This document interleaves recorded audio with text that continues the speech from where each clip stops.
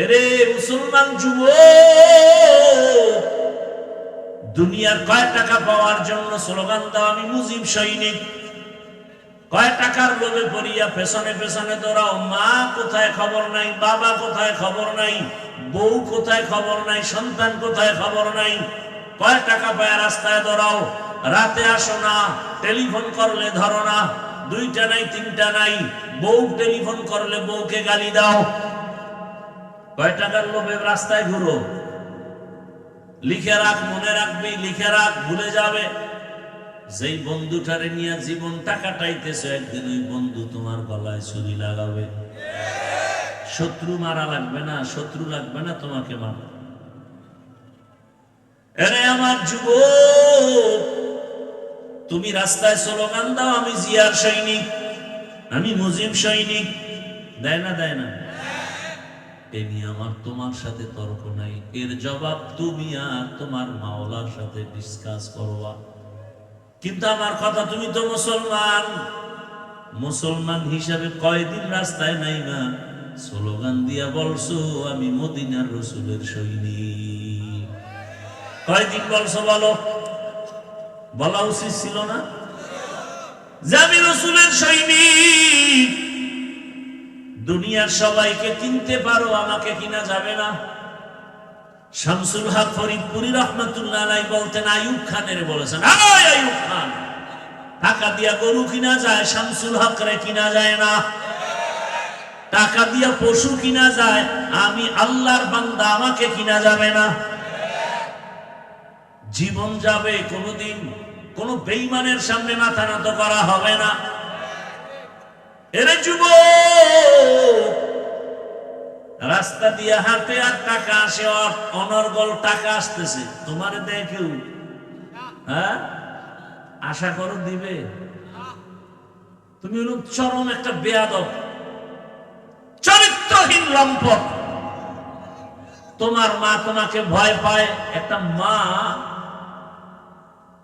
একটা সন্তানকে কখন ভয় করে? সন্তান যখন চূড়ান্ত চরিত্রহীন লম্পট আর বেয়াদব হয়ে যায়। একটা শিক্ষক ছাত্রকে কখন ভয় করে? কোন ছাত্রকে ভয় করে? যেই ছাত্র চরিত্রহীন, চূড়ান্ত বেয়াদব, এমন ছাত্রকে শিক্ষক ভয় করে। কোন সভ্য সন্তানকে মা বাপ কখনো ভয় করবে না। তাহলে আমার সমাজ এখন কোন পর্যায়ে যে মা সন্তানকে কিছু বলতে পারে না, বললেই মাকে গালি শুরু, বেশি কিছু বললে মাকে মারবে, বাবাকে মেরে ফেলবে। সন্তান সেই অবস্থান নিয়ে চলে। শিক্ষক কিছু বললে শিক্ষকের মারবে, আন্দোলন করবে, শিক্ষকের বিরুদ্ধে আন্দোলন। ইসলামে তো এই আদব শিখায় নেই। আল্লাহ হেদায়েত দান করেন। এর যুবক, ডাক্তার জাকির নায়েক সাহেবকে দুনিয়ার কে না জানে, কে না চিনে? হোমিওপ্যাথিক ডাক্তার, অথচ এত সম্মান।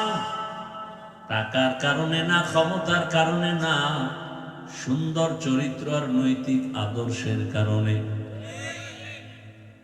আমিও চাই প্রত্যেকটা যুবক নতুন স্লোগানে দাঁড়িয়ে যাও, গোটা দেশে আন্দোলনের আওয়াজ দিয়া দাও যে আমরা যুবক, আল্লাহ আমাকে সম্মান দিবেন, রিজিক দিবেন, হায়াত দিবেন। আমি লেখাপড়া করে একটা আদর্শের জায়গায় পৌঁছে যাচ্ছি।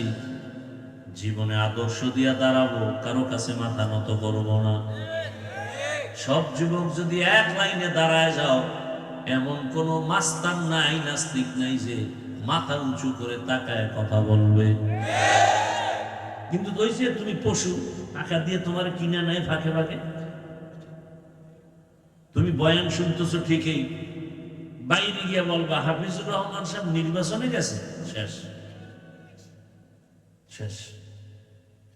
এইটা চিন্তা করবা না যে নির্বাচনে গেল কি চায়। আব্রাহাম লিঙ্কনের আদর্শ বাস্তবায়ন করতে চায় না, মাও সেতুনের আদর্শ বাস্তবায়ন করতে চায় না, শেখ মুজিবুর রহমান সাহেবের আদর্শ চায় না, জিয়াউর রহমান সাহেবের না, মদিনার রসুলের? এটা বিশ্লেষণ করে না, এটা করবা না। কি চায়?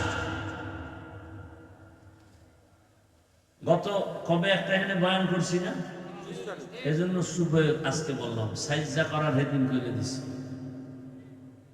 কপালে, পাঠার কপালে সিঁদুর লাগে, কপাল পুড়ে গেলে রসুলের বয়ানেও হেদায়াত হয় না।